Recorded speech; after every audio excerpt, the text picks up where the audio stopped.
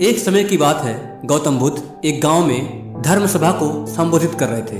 लोग अपनी विभिन्न परेशानियों को लेकर उनके पास जाते और उसका हल लेकर वहां से खुशी खुशी लौटते। उसी गांव के सड़क के किनारे एक गरीब व्यक्ति बैठा रहता और महात्मा बुद्ध के शिविर में आने जाने वाले लोगों को बड़े ध्यान से देखता। उसे बड़ा आश्चर्य होता कि लोग अंदर तो बड़े दुखी चेहरे लेकर जाते हैं, लेकिन जब वापस आते हैं तो बड़े खुशी और प्रसन्न दिखाई देते हैं। उस गरीब को लगा कि क्यों न वो अपनी समस्या भगवान बुद्ध के सामने रखे। मन में यह विचार लिए वह भी महात्मा बुद्ध के पास पहुंचा। लोग पंक्तिबद्ध खड़ा होकर अपनी समस्या को बता रहे थे।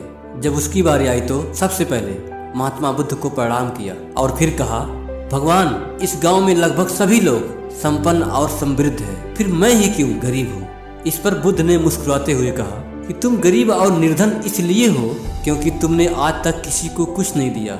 इस पर व्यक्ति बड़ा आश्चर्यचकित हुआ। उसने कहा कि भला मैं किसी को क्या दूंगा, मेरा खुद का पेट पालना ही बड़ा मुश्किल होता है, किसी तरह गुजारा होता है। लोगों से भीख मांग मांग कर मैं खुद का पेट भरता हूँ, भला दूसरों को मैं क्या दूंगा। भगवान बुद्ध कुछ देर शांत रहे, फिर बोले, तुम बड़े अज्ञानी हो। औरों के साथ बांटने के लिए ईश्वर ने तुम्हें बहुत कुछ दिया है, मुस्कुराहट दी है जिससे तुम लोगों में आशा की संचार कर सकते हो, मुख दिया है ताकि लोगों से दो मीठे शब्द बोल सको, उसकी प्रशंसा कर सकते हो, दो हाथ दिए हैं, लोगों की मदद कर सकते हो। ईश्वर ने जिसको ये तीन चीज दी है वह कभी गरीब और निर्धन हो ही नहीं सकता।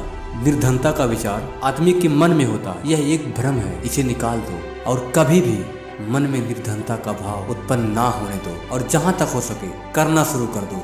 गरीबी अपने आप दूर हो जाएगी। भगवान बुद्ध का ये संदेश सुनकर उस आदमी का चेहरा चमक उठा और उसने इस संदेश को अपने जीवन में उतारा, जिससे वह फिर कभी दुखी नहीं हुआ।